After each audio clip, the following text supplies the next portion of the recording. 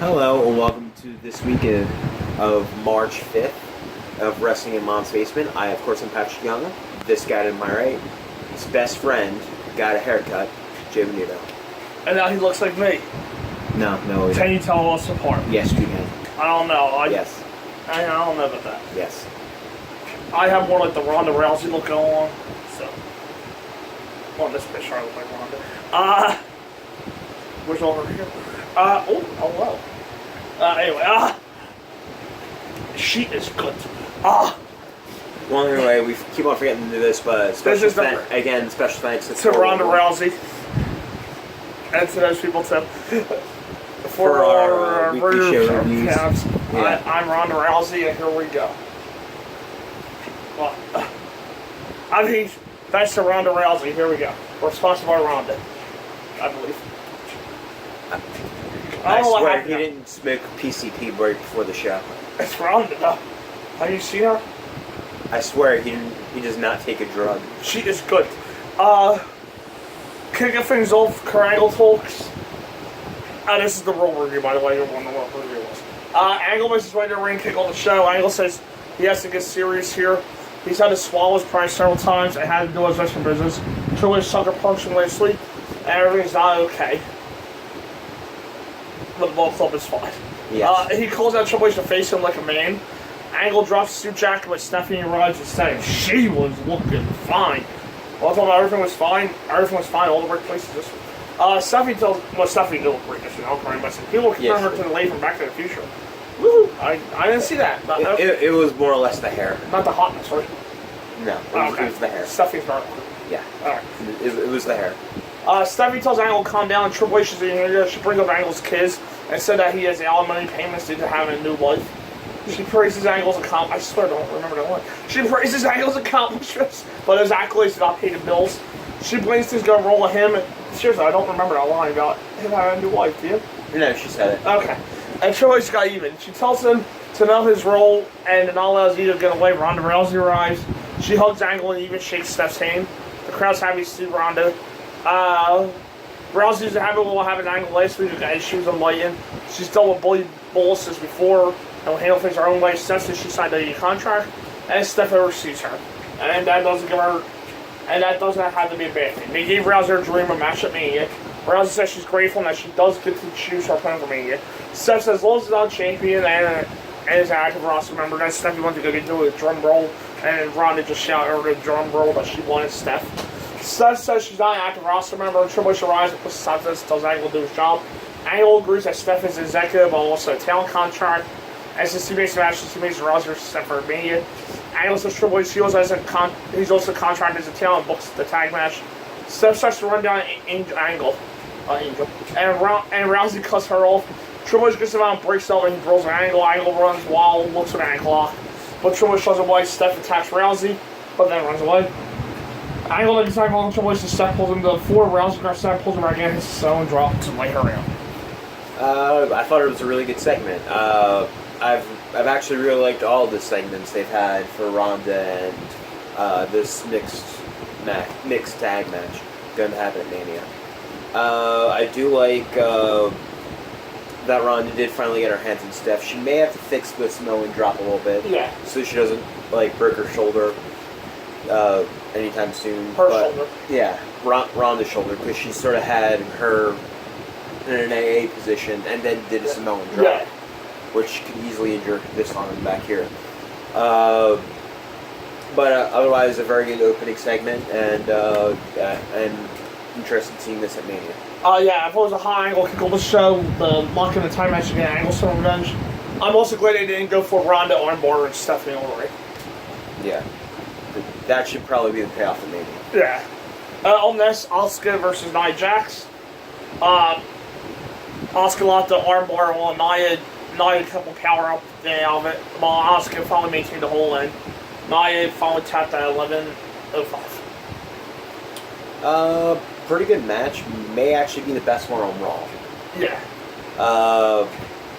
I did like the finish where Asuka was just relentless, holding in the armbar or triangle. Right. And Nia was in there a long time, and for a very long time, showed how tough she can be, but she eventually tapped. I did really like this match. I thought Nia, it may actually be Nia's best match, singles match to date. Yeah, it was a pretty good match. Overall, the layout and commentary were more focused on Nia, which should be. And after the match too, Nia got the same ovation while Asuka was going. Yeah. So I think it's pretty obvious that Asuka's the one getting the guaranteed title shot. It's not going to roll. Yeah. So in that regard, the matches haven't done much favors for Asuka because she's really not going to be a major part of the roll-up television. But although if you listen to Michael Cole, she's challenging Alexa Bliss. Right. So, if the rumors are true, other than what happened later on the show, I'm not sure how they get Nia into title contention against Alexa. I'm guessing they're doing no contenders match or something. But overall, though, it was probably the best match on the show. Up next, the tag team champions, the Bar versus the Revival. The Revival will win. They get the title shot, meaning it. Cesaro hit the neutralizer and won the match clean in less than 20 seconds. Yeah, it was a fine match, I guess. And I think it may actually be the first time in a very long time that Cesaro picked up the neutralizer. Yeah. And got the pin off that. So it's a nice move. It's nice to see. And the match was okay, I guess. Yeah, it was another pretty good match. The crowd was into it in the first half. The second half was quite good, but I'm not sure where the Bar goes from here for WrestleMania. Yeah. I honestly have no idea. Up next on Cena Talk, Cena repeatedly failed on roll, and so they get over to WrestleMania. They ran out to SmackDown to be Salisbury what he did into tonight's title match. Cena was here told about SmackDown. He found on WrestleMania, Crown Gold gave him time to talk to us tonight. And studied this only for AJ, who appreciates the person to on both shows. Tonight he's part of the 6-man challenger title. His opponent is more than reps on SmackDown because on Sunday he'll break a record that he's stood for 20 years. He'll become the SmackDown World Champion. Records may be broken. And he would do this because this is his only road to WrestleMania.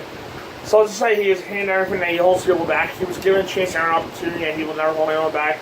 When he wins on Sunday, people will cry that he robbed AJ of a Mania moment. And when he wins, he will defend against AJ and Shinsuke at Mania. Goldust appears. And said, Goldust is appearing everywhere. And says he could have been a contender. Yeah, Goldust is doing his entrance on a random episode of Raw. Not this Goldust. Yeah. But he became a bum. He called Cena. He says Cena is the leading man. He says he's always had a dream to share a screen with someone like Cena at Mania. That dream begins with him stopping Cena from going to Mania. He's never had a perfect story that they've all been taken from him. They've been turned to evil in that and today. Cena wants to go to Mania, that's his dream. Tonight, Cena's dreams will be shattered. Goldust lays out Cena and appears to be in the match. This segment was really awkward.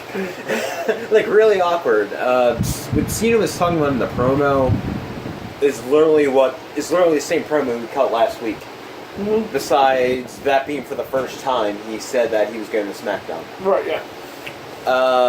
I'm not sure why Cena was on Raw, but he wasn't on SmackDown. I'm not sure why they scheduled it like that, being that he's going to be on the SmackDown pay-per-view as of taping time today.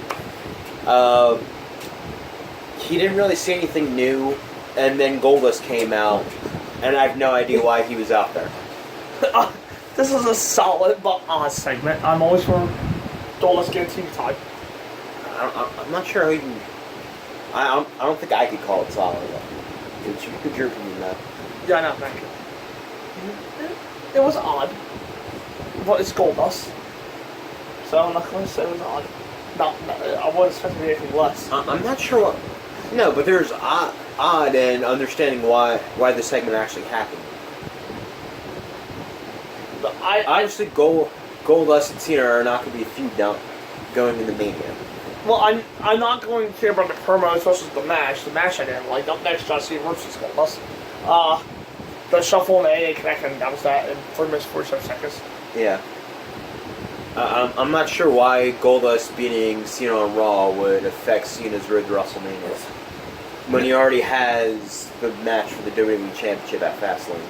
This I was hoping for a fun and energetic match, at least from the two. But this is just plain and largely nothing. Yeah. This part. Elias told with Angle trying to get his match to Strowman canceled. Angle refused, and Elias was brought into an Angle. Billy Jim's going to the WWE Hall of Fame. Charlie asked Billy about not tagging Banks last week. Billy said that what Banks said the Rumble Chamber was hard for her to take. Absolution Ross Paige says that Billy solidly gets in and grew a backbone. And joking that she's a big girl now. Paige says Billy's a stupid child, that they're showing numbers and you have no one, nothing. That leads to Billy versus Mandy Rose. Billy curls Rose and picks up the win in 8 minutes and 45 seconds. Not a terrible match, which I guess you could say is a positive for Mandy. Right. However, it's also sort of looking like Bayley could be the heel. Because in the other matches, you gotta understand that it's every woman for themselves in the Elimination Chamber and the Royal Rumble match. Right. Bayley was Sasha's tag partner. In the match, she turned her back. In the match, she decided to get smart on. Where she had a vested interest in winning. Right. And winning with Sasha and Asuka. In other matches, no, that's her opponent. Obviously, I think Sasha should be the heel. She's the much stronger heel. She's the only one that's actually been heel out of the two. But it kind of brings up the point that of why Sasha would turn heel on Bayley. Because she's doing things competitively the right way, and Bayley's taking insult to it. But were you for Billy Hill turn out to be one? I was, just for something else to happen. But no, I'm saying this now because I don't know who's going to turn heel. Is that good? I'm leaning towards Sasha, and it should be Sasha. Right. But I'm saying the reasoning behind it is that Bayley lost to Sasha and all women for themselves matches. I do think that was not a bad thing. I don't think it's a bad thing that we don't know now. I like that because it's not our job to know, right? No, not really. Not really. Are you getting paid by WWE? Yes. Alright, then maybe it's your job to know. So if you have any creative issues, send them to him. Yes. Because he's your medium to get them out there. Exactly. I booked the non-existent all-women's show from the UK. The match is perfectly solid, and Mandy's showing more aggression and comfort. There, I'll say. And I do like her running knee. Yeah. The post-match worked well enough to continue the Bayley versus Sasha issues. The post-match, Mandy was starting to beat down Bayley, Sasha right back to save, and Sasha helped Billy up. Looking for a hug, but Billy shut her away and leaves. Alexa and Mel backstage at disappointed Nia. Alexa Carmel, her losing the Elimination Chamber until it's well known that it had to be embarrassing. She doesn't want Nia to feel like a failure, but knows she can make WrestleMania next year. Alexa said Nia has been outcast, bullied, and scored because she's always been bigger. Somebody think that Nia is a quitter, but Alexa doesn't want her to give up because if she does, everyone will lose respect for her. Alexa made poor Nia cry with her mix of pep talks and savage emotional breakdown. Nia, with the book in the Oscar match, it looks as obviously as if they're purring Nia Davis. Yeah, I don't know, at this point it's a smart move because randomly, out of nowhere, she gets cheers, like mega cheers. I called this feud, and this was the direction they were going. I called the way they were going to do it. Yeah. And I actually commend them on doing it because I didn't hate the segment like I thought I was going to. I actually thought storyline-wise, this was the best storyline. This minus the mixed tag build-up overall this week. I thought was the strongest build-up for storyline this week. Yeah, when they said you got bullied because you're bigger, I gave him a side look because he was exactly right. It was the way to go, but unlike Lay Cool and Mickey wasn't a plus-size woman like that. Yeah. Nia is, in a sense, Nia's not that big. Like, I think they're trying to make her out to be either. I think they actually say Nia's weight compared to the other girls. They actually do introduce her weight. Yeah, they do. I don't think she's nowhere near 300 pounds like they say. No. Either. She's big-boned and tall, that's why. But in this case, it does work for what they're going for, but she should squash Alexa. I mean... Yeah. Actually, it doesn't matter if Alexa's winning Nia or Asuka. The match should be booked like China Ira, WrestleMania 17. Yeah, they should beat her like a rag doll. Yes. And yeah, I gotta commend both acting on the segment. Did a cry on cue. Yeah, Nia did a fantastic job with that. Alexa did like sort of like the most subtle backhand compliments I think I've ever seen from a heel. At very least in a very long time. And Puppet Mickey, I loved her. I swear, it was like Gilcom and TNA when she returned in 2011. We're all just puppets on a string. Yeah, I'm not. We're both technically not sure why Mickey's with Alexa, but we're not hating the new style of Mickey. No, not the style, but the lineman. She stood there during an open match. Never moved. And then Alexa told her she could go, and then she could go. We're not 100% sure if she wasn't a stand-in. Right. In the first promo with her. But she did look good. We see Rouse again inducted into the International Sports Hall of Fame. We got close to the show on the show's over segment. Then there were all kinds of musical instruments on the stage. Elias tinkers on the piano for his pre-match promo. He then drops a beat on the drum kit, knowing that he's not a one-trick pony. He then says Braun's living in his world and grabs a guitar, plays a song that will be laced Braun hears before he walks on Elias. Elias runs out of stage and waits for Alessi to drop for a proper introduction. Everyone's actually started building. He gets in a car, but Braun isn't finished with him yet, and has picked up the back of the car, stopping Elias' escape. Symphony of Destruction, Pulse Anywhere match, Braun Strowman versus Elias. Braun picked up piano, kicked up Lace, smashed into Elias, and covered him for the win. A part of me actually kind of wanted Elias to go through the piano. Yeah. I think there's something where there's springs in the piano. If it breaks, it'll probably cut the shit out of Elias' body. Mm-hmm. So that's probably why it didn't happen that way. But it was a fun little hardcore match.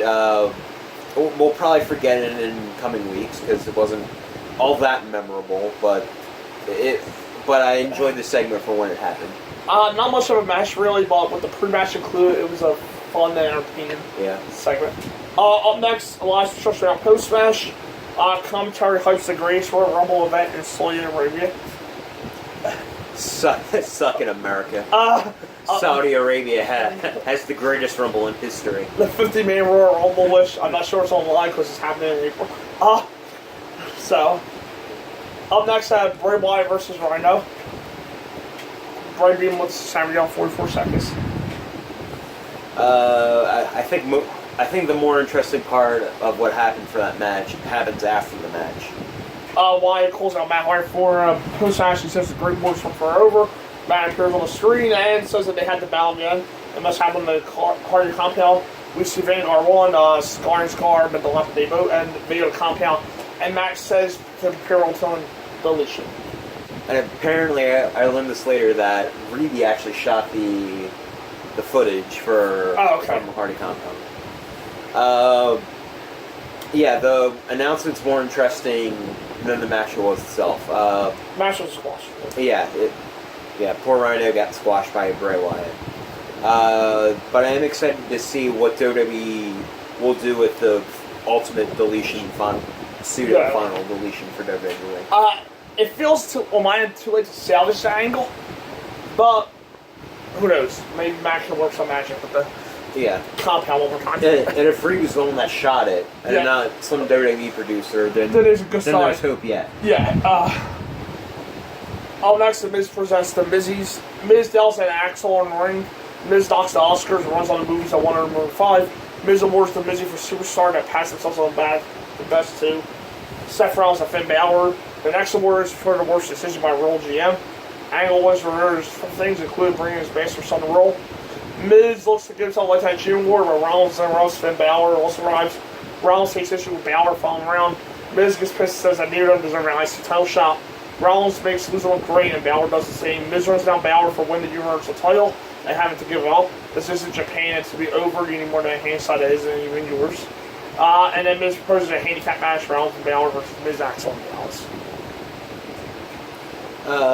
Pretty good segment. Miz always has really good segments, and I mean, this is another one of those. Yeah, Miz is so good, man. You hate him for the intentionally annoying words to the knock on brawls and especially Finn. Yeah. To keep us rolling towards the IC title match, so this was fun. Next Rollins and Balor versus Miz, Axel, and Dallas. Balor went up top for the coup de grace. Rollins tied himself and hit the curve stop on and pinned Miz at 11-10. It was a fine well, not squash match. It was a fine handicap match. Thank you. It was a pretty good match with Balor and Rollins trying to one up each other. Leading up to the IC title match, we made official. Yeah. I mean, I know Riot books Miz versus Balor versus Rollins. I'm happy all three get in the car, and I'm hoping it stays triple threat because that has a chance to be really good. Yeah. Because I did hear rumors earlier the week of Braun or maybe Elias. Yeah. And Samoa Joe if he's healed. Yeah, from him, I'm hoping it just stays the triple threat. The only addition I wouldn't mind if somehow they get Dean Ambrose. Right, yeah, that would make sense. It's the whole stuff. Yeah. Yeah, so they can sort of save the Seth Dean storyline. Yeah. And then main event, Paul Heyman responds to Roman Reigns. Heyman arrives carrying the Universal title and doing his usual introduction. He has a message from Brock and set the record straight. He likes to tell Reigns all he does so is Brock allows him to do so. Brock was successfully defended on Mania, and if he chooses to defend at SummerSlam, he'll come back and do the same. And come back and do the same and lay the UFC title down as well. Last week, Reigns had a lot to say about Brock, to criticize Brock. Heyman brings up Roman beyond Taker, only the second man to do so at Mania. Nobody downplayed that one because Taker only wrestled one time that year because that would have been bullshit. Brock is Brock, and Roman will not beat Brock at Mania.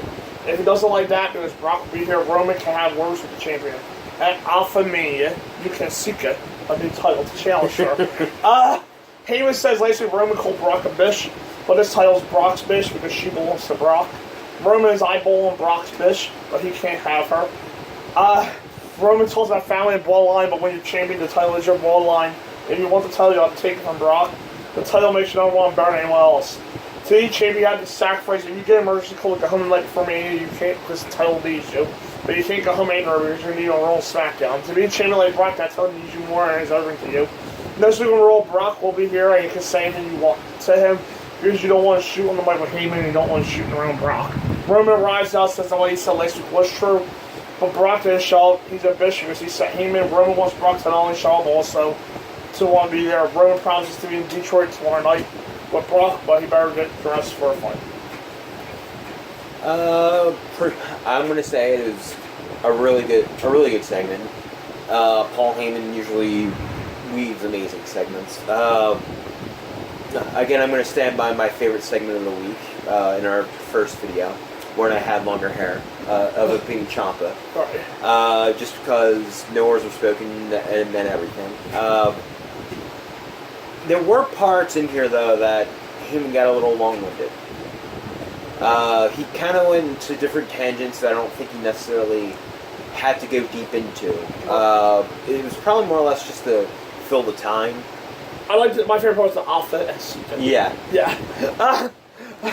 Like, I'm not sure how I'm not sure that he needed to go into, like, if you're the champion and your father dies, you can't leave. Oh yeah.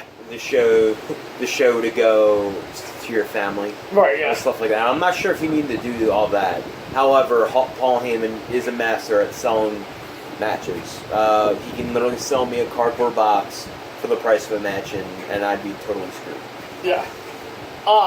I feel like always Heyman's delivery and passion was absolutely great, and there are very few that can touch him in that regard.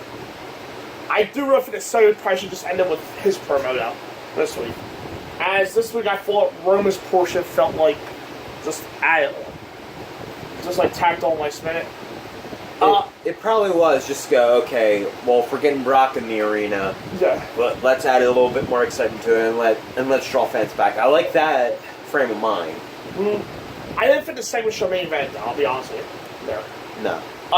The ending was a little flat for me. For me to add much to the segment Roman. Also, Roman's promo last week, or now 2 weeks ago, was a breath of fresh air. The night of elimination chamber. But I will say, they'll do like the realism, and it's way better than their first feud. I'll give it Yeah. that. Oh yeah. I started worrying, are they going to be trying too hard? Like the whole shoot aspect of this, basically they're making it too hard to trying too hard to make it seem real. So you think it could fall into the same problem that Cena and Roman did? Right, not as bad though, because I don't know why there's beef there. Yeah. Why the beef was that hard there? Yeah. At least in this, I know why the beef's hard on. I just don't know if they're going to be trying too hard to make it real for the next 4 weeks. Okay. That's what I'm worried about. But Cena and Roman, I had no idea why they hate each other like that. Yeah. Overall, we'll start off with a bang. Official Ronda Rousey, Angle, Stephanie, Triple H. Has a pretty good match there in the first hour. Hour 2 to the quality fell off. By hour 3 with Braun and Elias, Ice and stuff. And the Heyman segment, brought it back up. And the next show will be SmackDown, then our best the show that we have matches of the week. Yes. See you then. See you then.